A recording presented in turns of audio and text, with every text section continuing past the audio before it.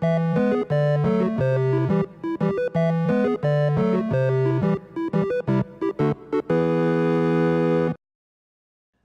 everybody, and welcome to the Carriage Play podcast. I am your co-host, Jacob, and joining me, as always, is... your co-host, Joe.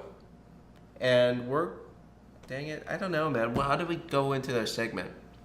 We're doing a little something different with the podcast, and because it's kind of a slow news week, and Jacob and I are both very busy people, we're doing something a little different with the podcast. We're doing a segment called Konami: Redemptive arc, and over the course of the past year, one of our favorite video game publishers has kind of shit the bed, chasing away talent and fans and kind of pissing everybody off. And it has come up more than once where Jacob and I are like, okay, Jacob and I are now Konami. How do we win everybody back? And that's the focus of today's podcast.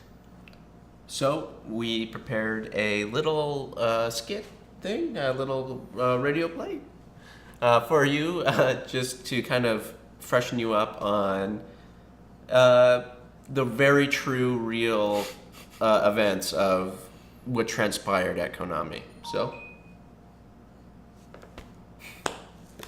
I'm sorry, turn your phone to silent.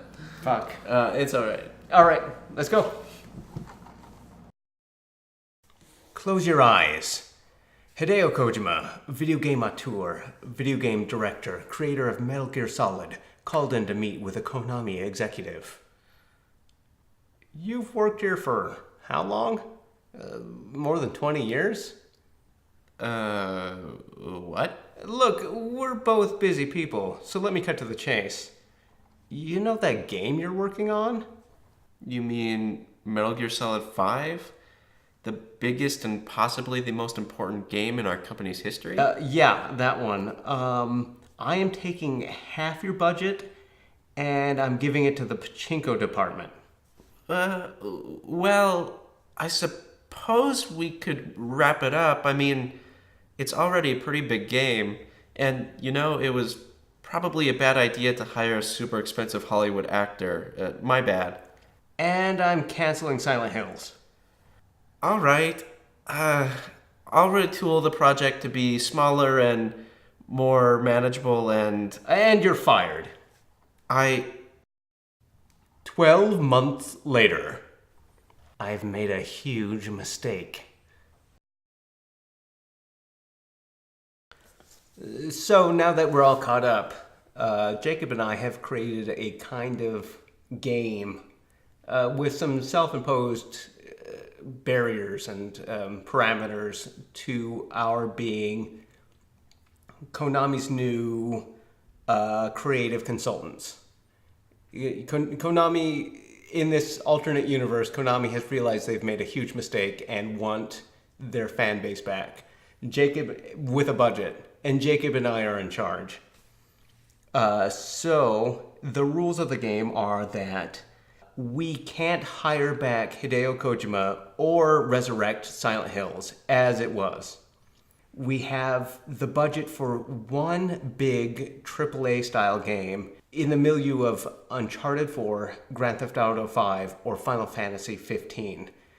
Or we could cut that budget up into 3 smaller budget modern games, budget-wise styled after Bloodborne, Life is Strange, or Star Ocean 5. I like this game, and I'm going to go with the 3 smaller budget games for my pick. And the first one of those games, now this will just take a minute to explain. I want it to be a Metal Gear Solid 1 style game. Now I don't mean for it to be a Metal Gear game. I mean it to be in the vein of Metal Gear Solid 1, meaning top-down stealth action game that's story-driven. And kind of a modern-day equivalent of what I'm thinking of by this is when Square Enix made I Am Setsuna. I Am Setsuna looked very evocative, gameplay-wise, to Chrono Trigger. Yeah, it's a pastiche of, that Yeah, it's an older style Japanese role playing game, but they didn't call I Am Setsuna. They didn't call it Chrono something. They didn't call it Chrono Trigger. They didn't make a Chrono Trigger game. They didn't call it Final Fantasy. They made it its own thing. Which would have been the easier play. It would have been easier to make it, to cash in on the name, yeah. on the name, but they didn't. And whether it has served them well to do that, I don't know. But I think that could work with this first pick of mine, this Metal Gear Solid 1 evocative game. And, I think that calling it Metal Gear, it definitely would be the easy choice, but I think it would rub a lot of people the wrong way. And just in the smaller budget kind of game that's just full of nostalgia factor, I think that's really what this game should cash in on, not just the name of Metal Gear. I think that's a great idea. So my second pick is, and maybe y'all haven't heard of this series, but we have, and I think they should do a Suikoden VI. Now, Suikoden is a series that Joe and I both love. We particularly love 1, 2, and 5. And I think Suikoden 6 used 5 as the template. 5 was a new crew of people who hadn't worked on the series before, but they really captured the spirit of Suikoden. And I think that they could make another bang-up Suikoden game if given a little bit of a budget. And so you're creatively the same crew from 5. Yeah, and it would be in the original Suikoden universe, not the Tierkreis universe, not the spin-offs, just true Suikoden universe, and you collect 108 Stars of Destiny, and there's this political narrative. Yeah, that sounds great. And my third pick is to do Silent Hill 5. And at the beginning, Joe said that one of the rules was not to bring back Silent Hills. And really what we meant by that was don't hire Guillermo del Toro. Don't do that first-person Silent Hill game. Don't do a reboot to the series. I'm talking Silent Hill 5, Team Silent Team, true to Silent Hill 1, 2, 3, and 4. That's what I mean by Silent Hill 5. And the bonus there is that I believe some of the original Team Silent still works at Konami, or at least did at Kojima Productions. And from what I understand, a lot of those people who worked at Kojima Productions didn't move on with Kojima. Yes. And that sounds like a great list. Not to be super boring, but I also think it's a better idea to create 3 smaller games with that budget instead of creating like a big monster game that the entire company like sinks or floats by. And I've parsed it out this way. I've also, for my first pick, also a Suikoden game, also taking place in the original universe, but for me specifically, and also in the style of Suikoden 5, but my deviation would be to hire back series creator Yoshitaka Murayama, who's been gone from the series since Suikoden 2, and hire back the composer Miki Higashino, who had been gone also since 2, to bring it back to in the style of 5, but bringing in that original magic from the original 2 games. And that was really where you and I differ here in this list, on the Suikoden at least, to where I don't feel like those 2 people are mandatory to make the Suikoden 6. I thought that without those people, Suikoden 5 is a fantastic game. It is, and yeah. It rivals 2 in my mind. Right. Probably the series' best game. Yeah, I completely agree, but I think since Murayama left, the series has been kind of stagnant, afraid to move forward. Suikoden 5, as good as it is referencing a lot of the backstory from Suikoden 2. The template was already there for them to follow, where you would take the series creator, this visionary, to pave the direction forward for the series. Is my idea. I don't think you need that person. I don't think you need him, but I think that's your best shot to move forward, in my mind. My second pick is a Castlevania game, and to contract it out to From Software, who works on a pretty small budget. They get a lot of lip service, but they're still a relatively small tier developer, and to hire them to make a Souls style Castlevania game, with the difference being putting an emphasis on day and night cycles, kind of like how they were in Castlevania II: Simon's Quest. Just I think it would be an interesting visual and gameplay dynamic sort of thing, like an extra wrinkle on the already really superb Souls formula. And I think that would be sort of, they could put that as the trademark of Castlevania.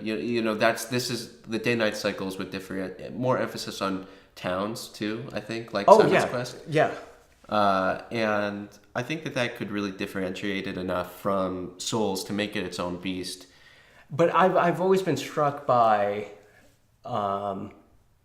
how the Soul series, and especially Bloodborne, is the elusive, perfect 3D Castlevania. That's very true. But what's kind of interesting is with the Castlevania game you're proposing is, with the Souls-like elements, it would be very Igarashi style in the catacombing levels and how that all works, but the themes and some of the gameplay things that you would want to be pulling from a Simon's Quest, I think that's really kind of a cool combination of the, but truthfully, a lot of Castlevania people, they love the more action game element, but not that they like Lords of Shadows, but... Right. But I think the Igavania games pull a lot from Simon's Quest themselves. Definitely, yeah. But I think the more RPG elements. Yeah, the RPG elements. But the day-night cycle has never come back, and that was one of my favorite things from Simon's Quest as a kid. And it was irritating every 5 minutes to have the, what a terrible night to have a curse dialogue. But I think it's where it needs to go. Like both things need to take, like Castlevania and the Soul series need to take that next step, and I think that's it. So, well, here's an interesting little question I have for you. So, why do it in the style of Souls when kind of how you're describing the game you want? I'm almost kind of thinking about Dragon's Dogma here.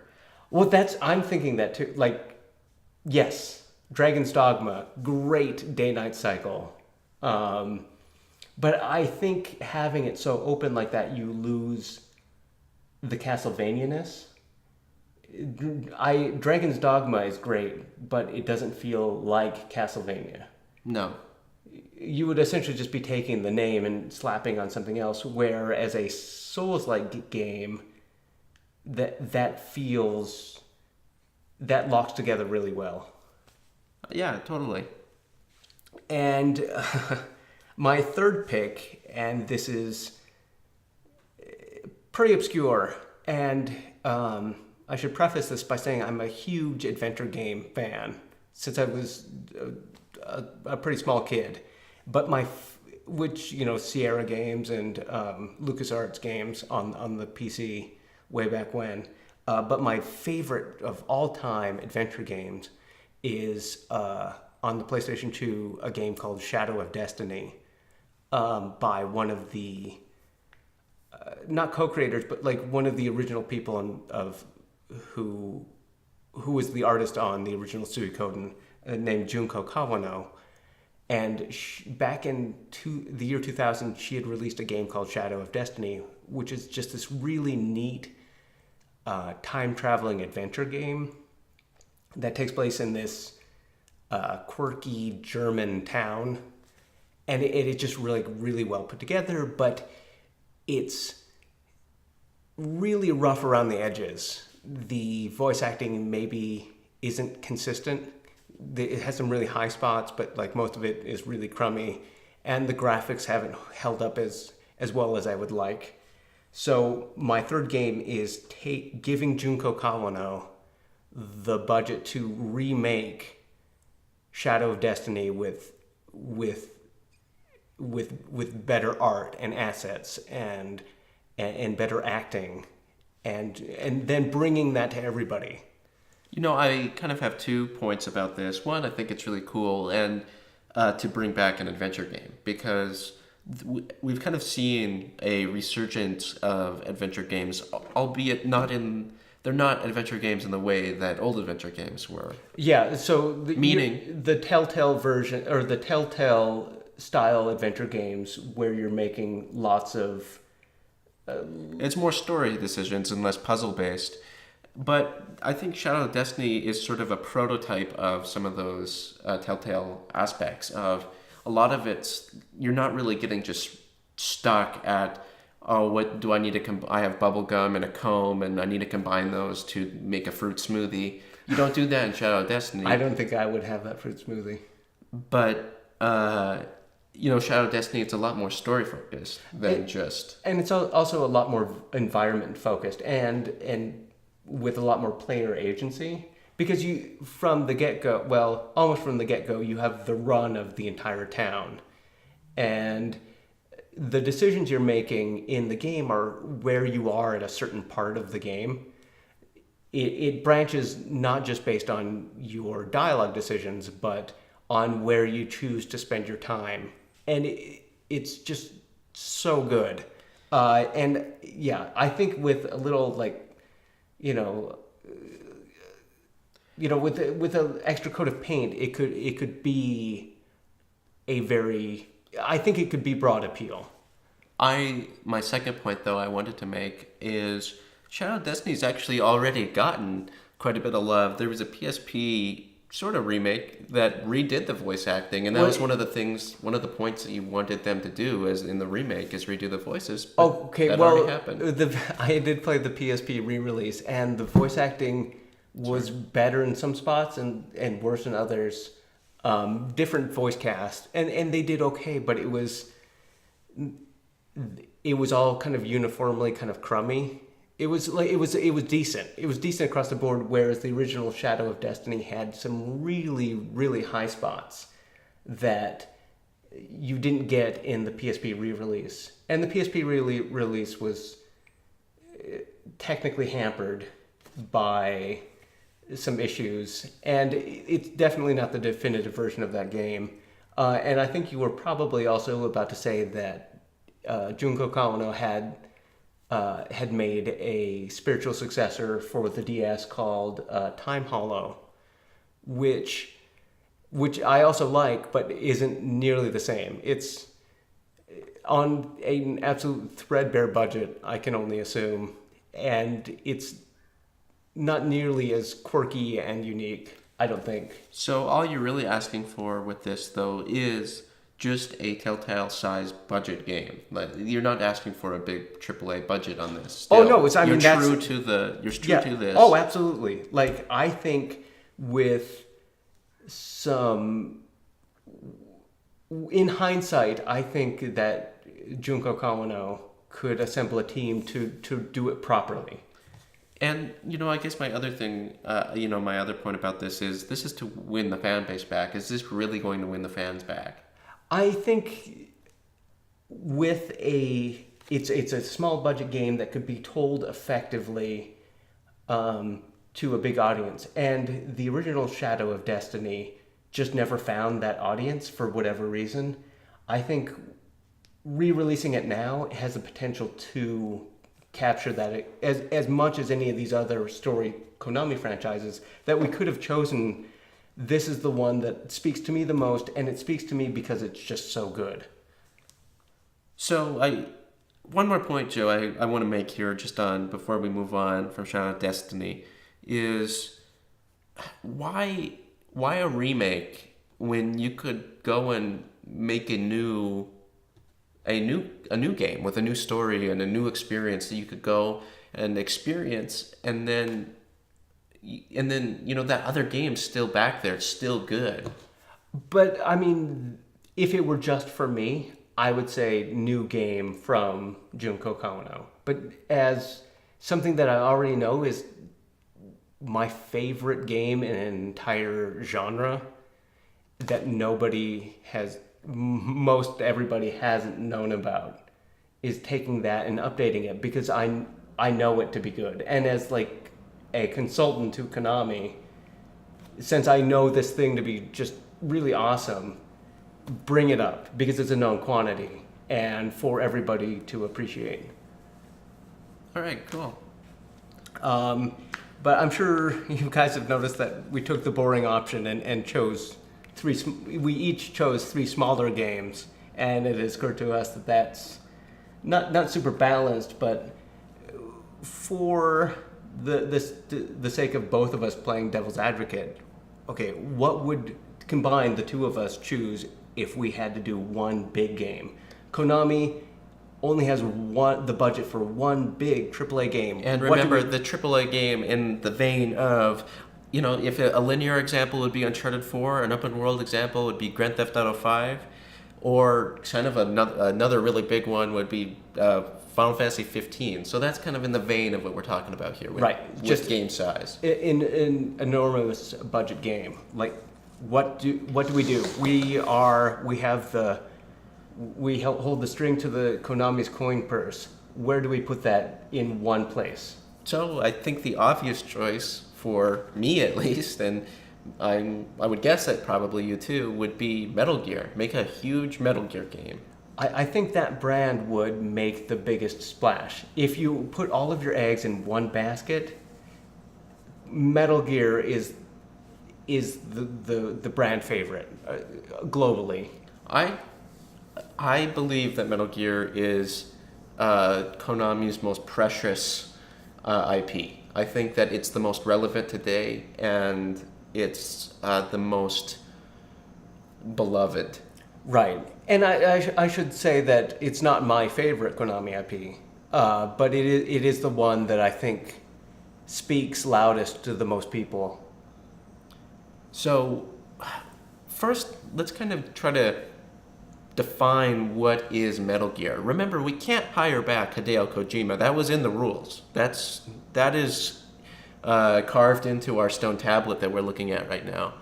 God, that took us forever. Maybe we shouldn't do this all on stone tablets. No, well, I mean, you got to use that art degree and that chisel set that you got for your carving class for something. The carpal tunnel is going to kill me, though. So, what is really a Metal Gear game? We're making a Metal Gear game. Kojima's not associated with it. What has to be in this? For it to speak to the fan base, for it to be true to the brand. And I think it certainly has to have stealth, for sure. I mean, for sure. I'm trying to think of an alternate argument, but it has to have stealth, right? I mean, I would think so. Stealth is just so much in both in gameplay of Metal Gear and just this every story of a mainline Metal Gear Solid game is just so it's about sneaking. It's about sneaking into this base and coming out, and you have this mission, and it's all about stealth. Right. If it doesn't have stealth, that's a misuse of the brand, I think. If it's a third-person shooter exclusively, misuse of the brand. Exactly. So we've narrowed that down. Do we go with open world stealth like Metal Gear Solid 5, or do we go like linear stealth like the traditional Metal Gear? That really is a tough call. I think it's the question that really kind of goes alongside that you have to answer first, I think, is do you make this as a nostalgia play, or do you make this as a furthering the series, taking the what's the saying, taking the torch Oh, passing the torch. Passing the torch, is do you take it from using Metal Gear Solid 5 as the base and moving forward from that, or do you make a nostalgia play? We've talked about this on the podcast before, but I'm such a fan of those mechanics from Metal Gear Solid 5, and you could take those mechanics and I think make a pretty good linear game.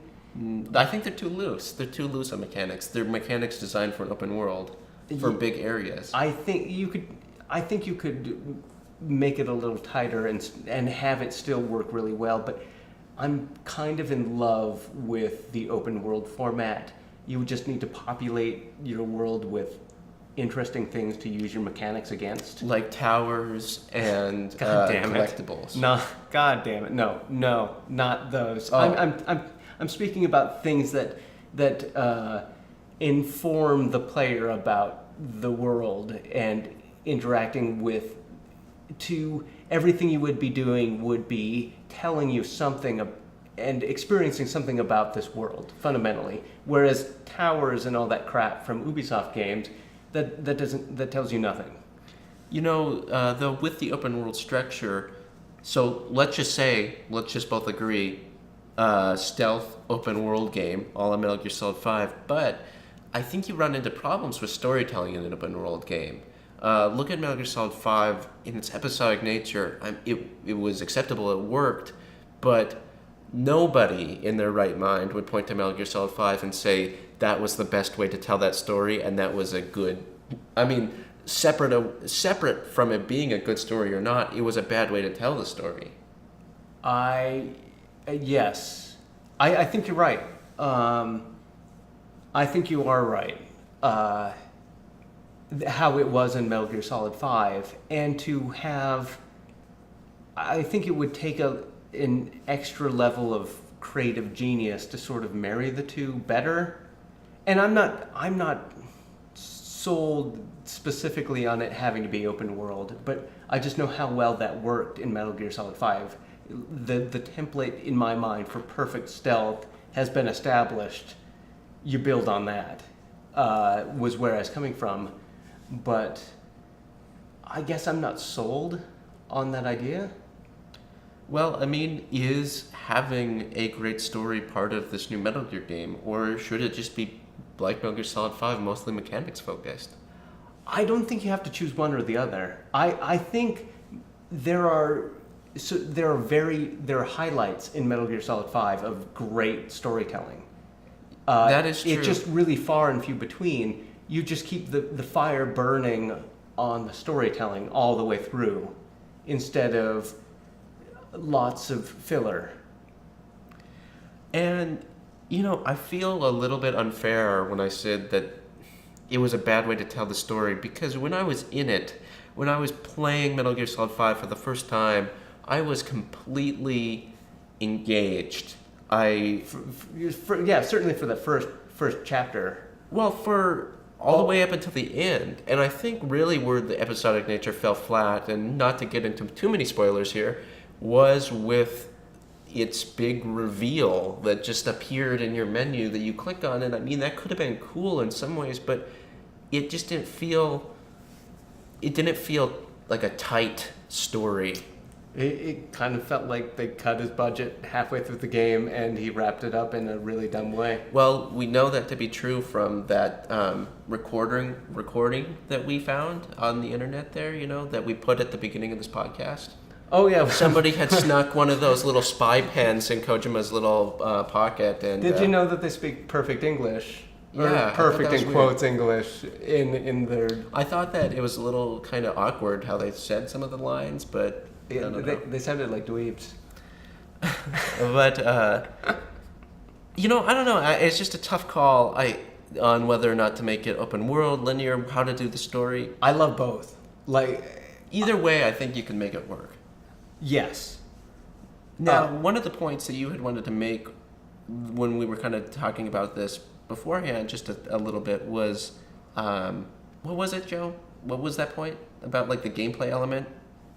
Oh, yeah. Oh, well, I kind of think if you added a wrinkle on the existing Metal Gear playset, or your the toolbox by which the player has to experience those games.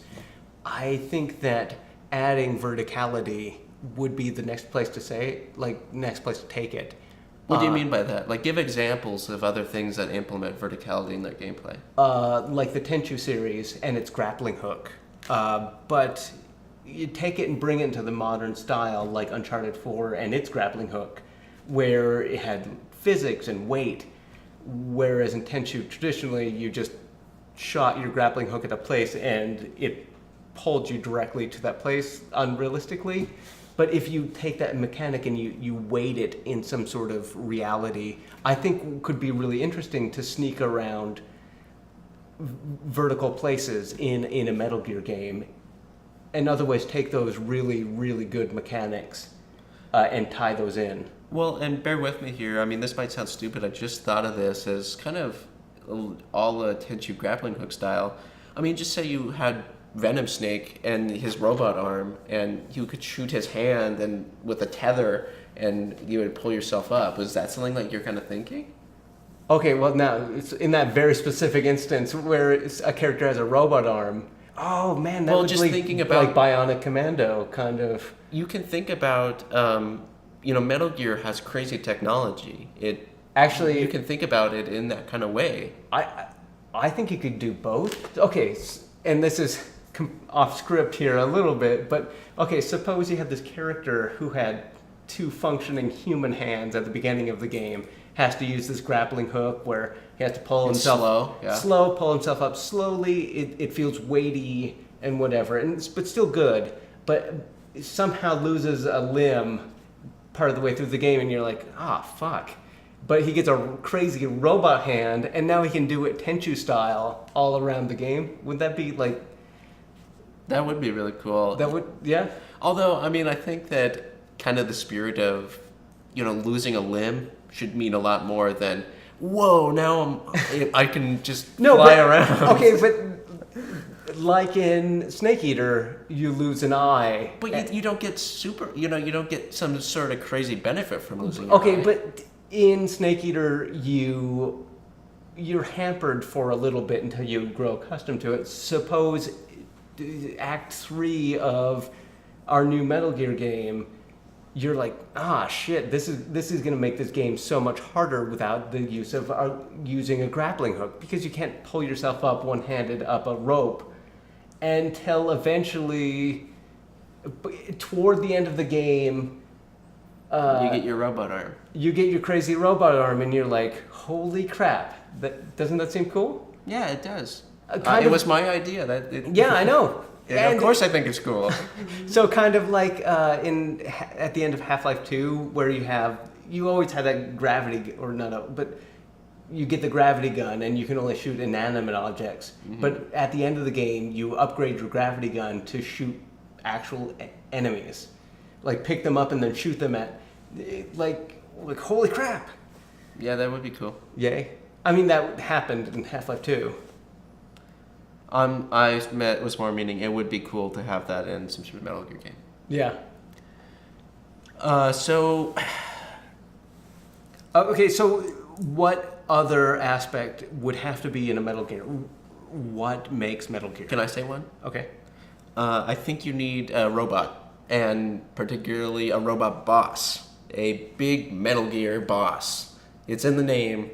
And, that's just, it's been in every single Metal Gear game, where even 5, which kind of threw away some of the things that were really important in my mind to Metal Gear, even that had robot fights.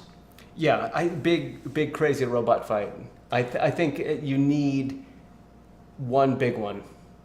Not like Peace Walker, where robot fights are the norm. I think it has to be a special robot. A special robot, and something that I like about Metal Gear Solid 1 through 4 is the big robot.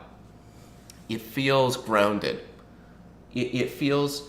Sure, it's crazy and anime, but it feels grounded in reality. I can suspend my disbelief that this kind of robot exists in this universe. Yes. But in Peace Walker and Metal Gear Solid 5, Metal Gear Solid 5 to a lesser extent, to be fair, the robot feels crazy overpowered to this unbelievable anime level to where super crazy high-tech robots. these robots in Peace Walker and Metal Gear Solid 5 are 100 times more advanced than the robot in Metal Gear Solid 1 and Metal Gear Solid 1 takes place 20 years after? yeah, At least? 20 or 30 years. Or wait, okay, I have to do, it's decades. decades later.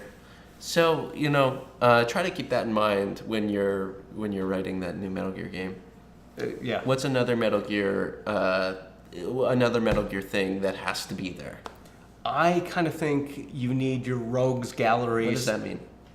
Your crazy bosses. Like a team of crazy bosses. Like a panel of bosses. Is that the plural of bosses? Yes, like panel of a bosses. murder of crows and a panel of bosses. Yes. Okay, so I'm thinking the Cobra unit from Snake Eater or The Foxhound. yeah, unit. Foxhound. Crazy, superpowered Or the Beauty and the weirdos. Beast core from Metal Gear Solid 4. Exactly. Well, maybe a little bit more character. Yeah, I mean that's just another example. Yeah, but that kind of thing. I think you need that, and 5 didn't have that. No. Peace Walker didn't have that, and it's one of the reasons or one of the things that I think makes the Metal Gear series special. One of the ingredients I think you need. So, another sort of common thread through all of Metal Gear is to have a political action narrative, I would say. Action thriller. Yeah, where there's politics involved and there's love and there's Espionage and the whole gamut Cold War politics.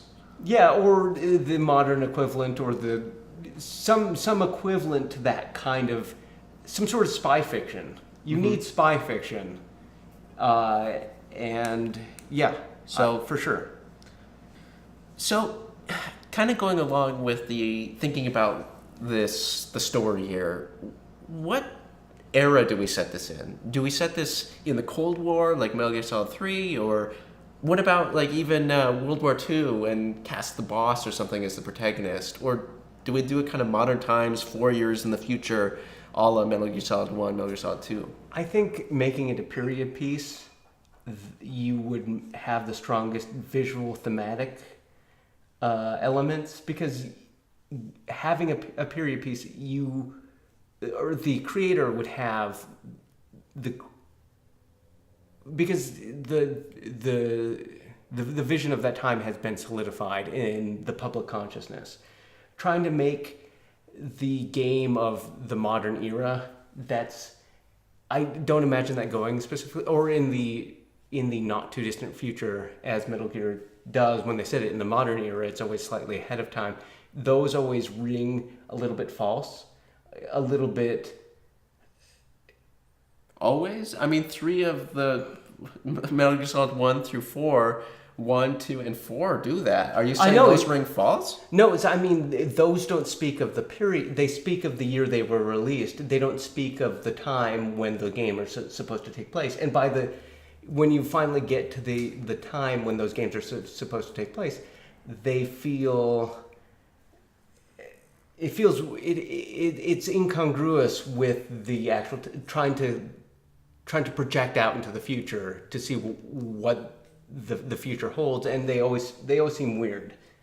I don't think so. Like Metal Gear Solid 5 is supposed to, or Metal Gear Solid 1 is supposed to take place in 2005.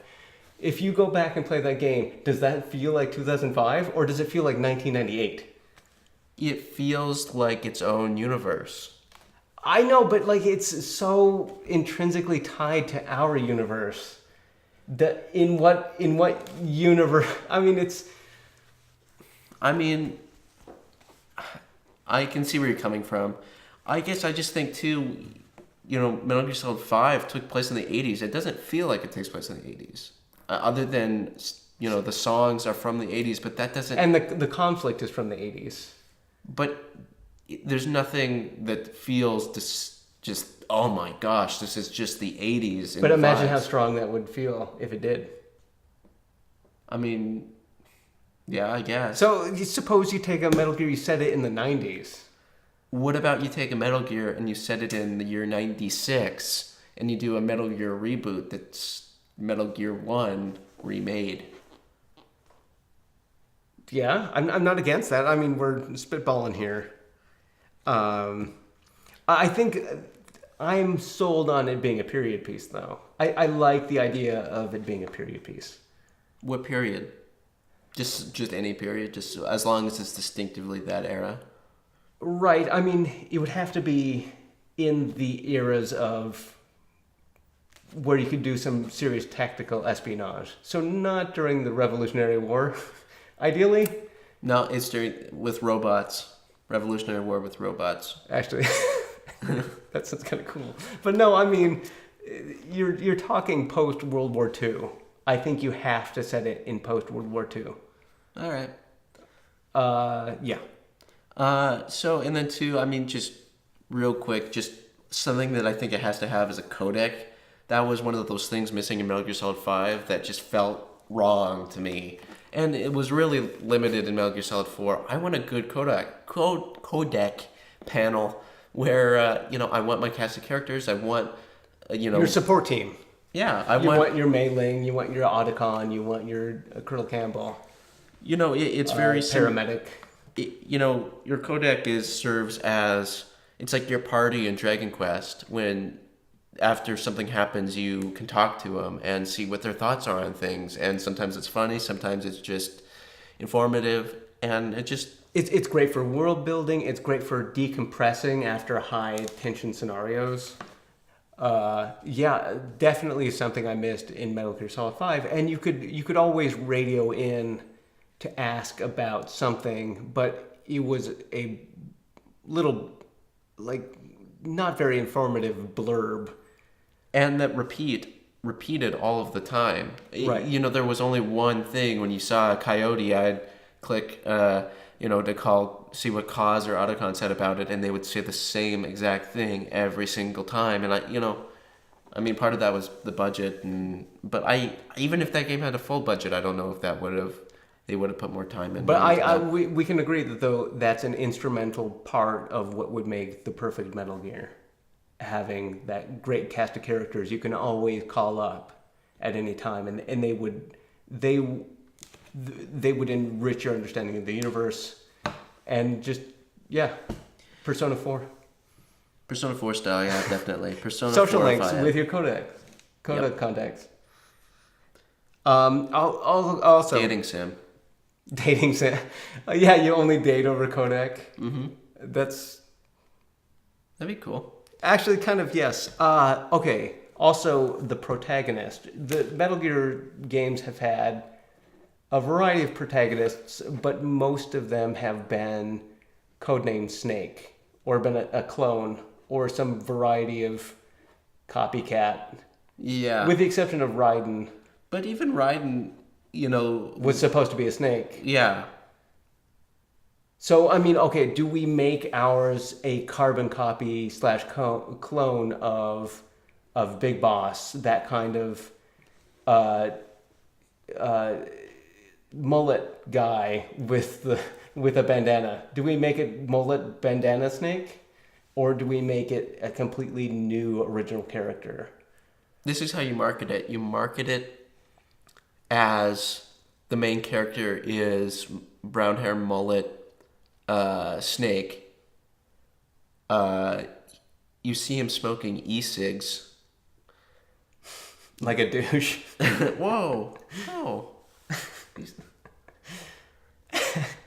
Vaping Snake. Vapor Snake. And he's got a soul patch. It's Snake. He's the pit vapor. I don't know.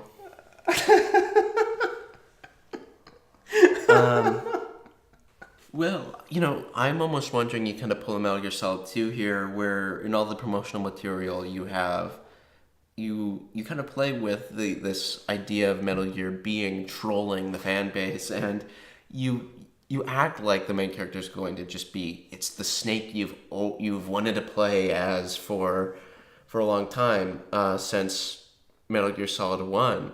You don't play as the Snake you want to play as in Metal Gear Solid 2. You don't play as the Snake you wanted to play as in Metal Gear Solid 3. You don't play as the Snake you wanted to play as in Metal Gear Solid 4. Okay. So you're talking about subverting expectations in so the marketing material. Yeah, so you act like this is the true.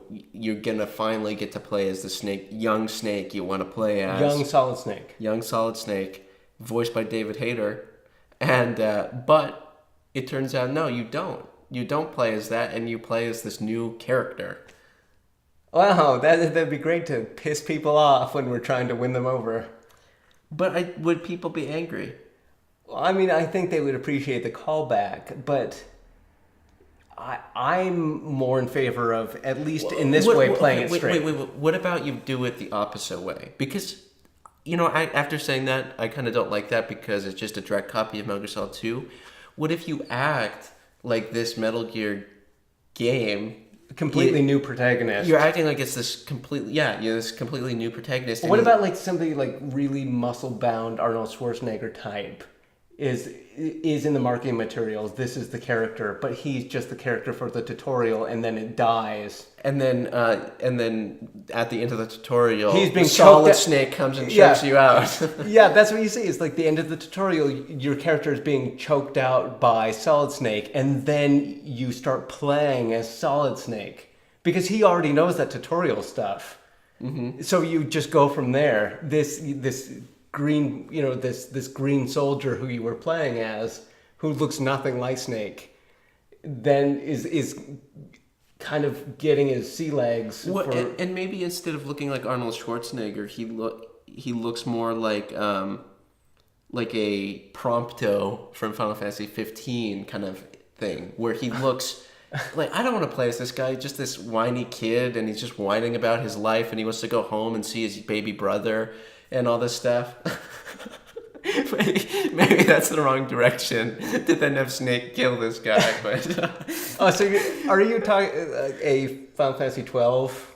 Yeah, I'm kind of talking about like a Rex style. Okay, I'm for that, but I think to have it grounded in some sort of military logic, having this guy with gelled hair out in the I think you need to make him unlikable enough that it's okay that Snake kills him at the beginning. You don't want to create this character that's just tragic that Snake just killed this guy. Okay, well, suppose he doesn't kill him. He just like chokes him out and then stores them in a locker, and it becomes a recurring character through the game. He's the Johnny Sasaki. He's always got the shits, or something is up with him. The gag character. In fact, that would be great if you were playing as Johnny Sasaki. Yeah. It doesn't say it's Johnny Sasaki. No, it's just a new character. It's like he's got a cool code name, and you don't know who it is. But you find out later in the game, people are calling him Johnny, and you're like, holy crap.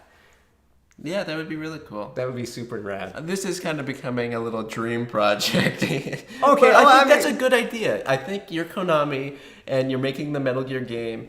And, I'm almost thinking with that kind of setup there, that's Metal Gear 1 remake kind of stuff there. You're playing as young Solid Snake infiltrating Outer Heaven. Kind of a reboot to the series almost. Okay, yeah. I mean... Called just Metal Gear, no subtitles. Metal Gear Konami's Redemption.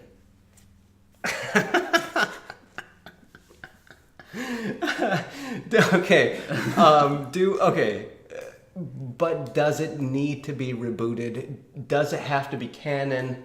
Where do you fall on that? Is it canon? Is this a new universe with a Solid Snake? Where do you fall? Yeah, it's a lot of baggage, but it's a lot of baggage that people like. Yeah, I think it just either way could work depending on how it's handled. I think if Konami cares about it, if Konami puts in the effort to say, look, we want this to be good, we're doing what we can to make this a good product, I think that people will like it, whether it's a reboot to the series, a remake, a new entry. I think less a new entry, but or something that was just completely different. Just it's called Metal Gear, but it's got stealth and it's weird. It's robots, but it's nothing like the Metal Gear we know. I think Still following those tenets, but different enough to be its own thing. Metal Yeah, Gear. I don't know where I'd fall on that. Yeah. So, what about potential people to helm this? Okay, so yeah, what talent do we tap to take over Metal Gear? Because Jacob and I, as in love with our own opinions as we are, we're not up to the task. So what talent do we tap? And I think there's kind of two choices you could have. You could either go with some sort of eccentric. Well, I think there's three choices. Three choices? I think, okay, do you find a talented unknown? And kind of that's, you don't have the cachet, but, they are an unknown. You don't know how this is going to be. That's a gamble. It's a gamble. Do you go and find that person? Do you find an eccentric known game director? Like, what would be some examples of that? Like Suda 51. The Deadly Premonition guy, Swery? Swery 65. That kind of quirky Japaneseness. Yeah, I think that if I was going to pick one of those two guys, I would lean towards Swery. I think his weirdness fits what I would look for from a Metal Gear game more than Suda 51's weirdness. I feel like Suda 51's weirdness just comes out of he's quirky just to be quirky, where I feel like Swery's a little bit more... he comes by his quirkiness a little bit more honestly. I think you're right. As Kojima does. Mm-hmm. Kojima's not saying, what if Raiden was just nude at the end of Metal Gear Solid 2 just to be off the walls bonkers. He's just like, wouldn't that be cool? There's a method there that I think Swery would gel to better, but don't leave him in charge of the mechanics. Have somebody else do the mechanics. Swery can be creative director. What would be some other examples of maybe not somebody quite as quirky, but do we know anybody else that could kind of fill those shoes that would be kind of similar? I'm not thinking of a lot of Japanese composers or directors. Okay, outlier. Okay, what about Yasumi Matsuno from the Evil East games, from Ogre Battle? From Final Fantasy 12, from Final Fantasy Tactics. Okay, and the thing is that seems like a weird pull. I'm instantly taken aback by that. I don't get it. Okay, it's not as fun a Metal Gear, but it's a more mature, more political Metal Gear. It's not as quirky. It's there's no quirk at all in that case. It's but that still seems really interesting to me. A really mature Metal Gear sans the quirk, but still very Japanese.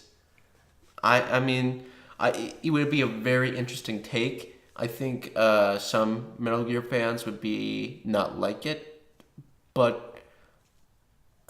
it's not as marketable. I don't think. So it'd be the Final Fantasy 12 of Metal Gear. It would be, yeah. So I guess maybe not the biggest splash that we want to make when it's our one big game. Of course, we're also putting Swery on. But I think Swery in the proper circuit, I think Swery could be mass appeal. I think so too. And truthfully, I think Yasumi Matsuno could be too if I think he would need a co-writer, somebody to kind of... He would need color commentary, somebody to punch up his script with fart jokes.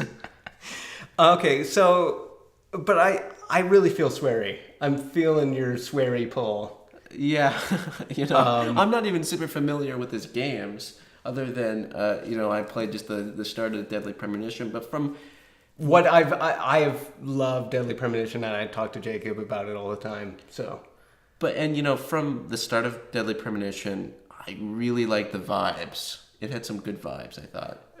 yeah, super weird, super quirky, and kind of in the way that Metal Gear has been the big dumb American action movie through a Japanese lens. The Deadly Premonition is a David Lynch movie through a Japanese lens, and that I think there could be, I think that could work. Okay, on the outside, suppose everybody in Japan is busy.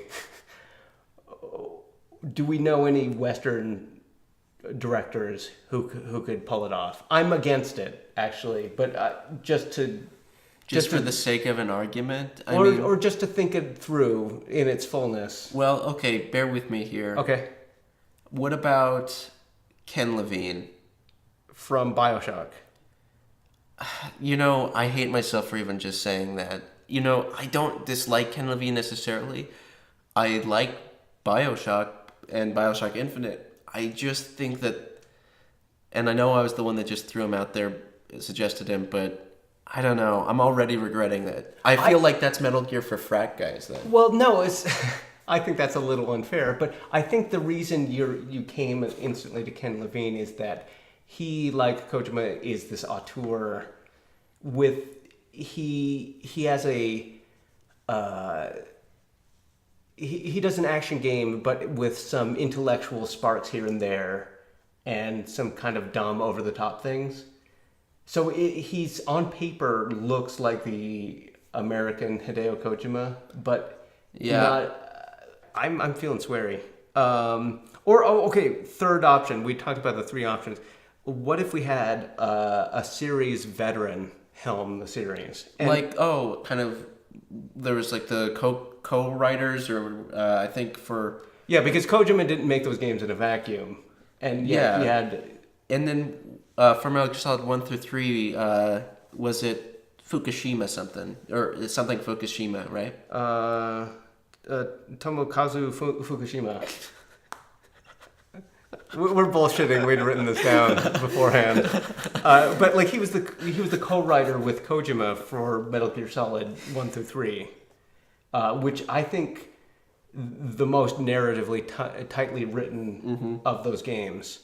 And then the other choice would be the Shuyo Murata, which was heavily involved with Metal Gear Solid 4 and Metal Gear Solid 5. Right. So not as tightly, crazier, but not as tightly written. The Fukushima guy, though, he works at Sony now, I believe. That's right. So that would be a little harder, where I think Shuyo Murata still maybe works at Konami. He certainly doesn't work at Kojima Productions, or at least the new Kojima Productions. So, I mean, he would probably be who you'd have to tap, unless you made your game in conjunction with Sony. Do you think Shuya Murata, he gets handed the project, and does he say a Shuya Murata directed game? Should Konami encourage that? Is that part of a Metal Gear game to have its director front and center? Yeah, I mean, is that one of the ingredients, or is that just Hideo Kojima, how he rolls? Or is that a Metal Gear thing? In some ways, I think you put the director's name on the box for the Metal Gear game, and people think, ooh, this is more important now. This isn't just some sort of, like if Metal Gear survived, this is kind of a bad example, but say Metal Gear Solid 5 had said a Shuya Murata directed game, Metal Gear fans would maybe start thinking, maybe there's more to this. Maybe I should get this. Thinking, like that dude, Shuya Murata, worked heavily on Metal Gear Solid. Maybe he's having good influence on this. So like establishing that it's a changing of the guard, but it's a changing of, it's to somebody who is, to keep that continuity instead of that clean break. Mm-hmm. So is it clean break or is it continuity that we chase to make our big splash with our one big game? Once again, I think either way could work. and if it was done well. Ultimately, what it comes down to is if it's just done well, if it's well executed.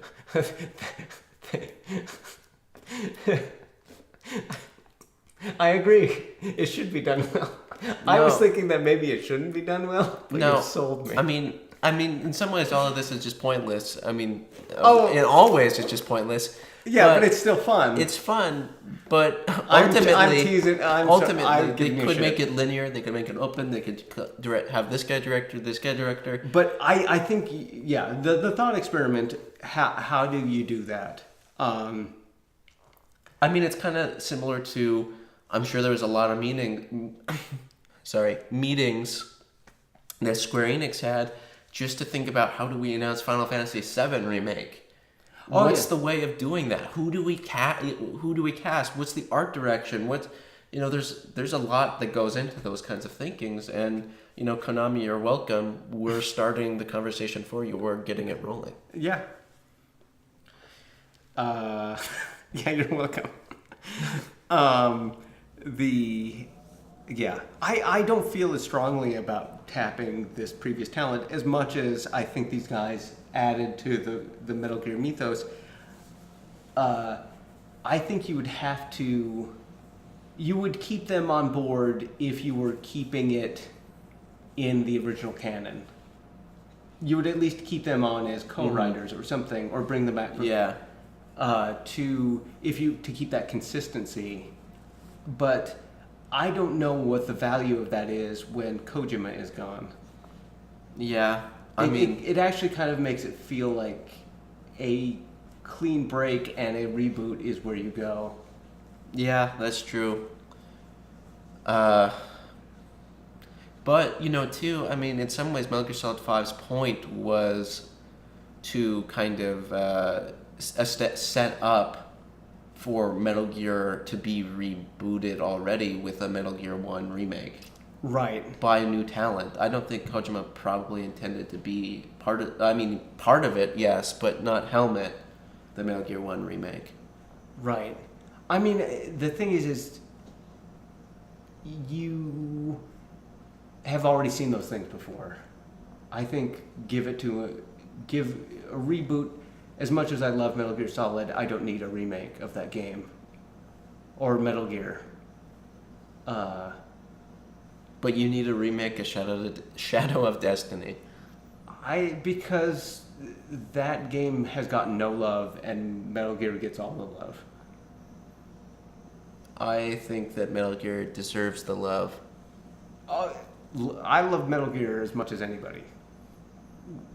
I've played Shadow of Destiny, dude. Maybe I should replay it, but it's been a while. It's good. It's good. For some reason, I was just gonna blurt out one of the endings and spoil it for people, but I caught myself right before I did it. Okay, everybody, please play that game. Not that Konami would know, because they don't make money off of that anymore. Konami would be like, "Which Shadow of Destiny?" Yeah, it's true. It's hard to even kind of talk about because Joe and I are just two nobodies who, know nothing about the inner workings of Konami except for the secret recording that we were able to get. But exactly. But it's just a fun exercise and fun to talk about. So, if you want to leave a comment with your what you would do. Would you pick the one Konami game? Would you pick the three smaller games? And what would those be? Really think about it. What talent would you bring in? What would that look like? We want to know. And this has been the Carriage Play podcast, and I am your co-host, Jacob Harris. And I am your co-host, Joe. And thanks for watching. And we would like to remind you to stay spiffy. There's a worm over there, see that? Oh, I think it's a millipede. Yeah, that's what I mean.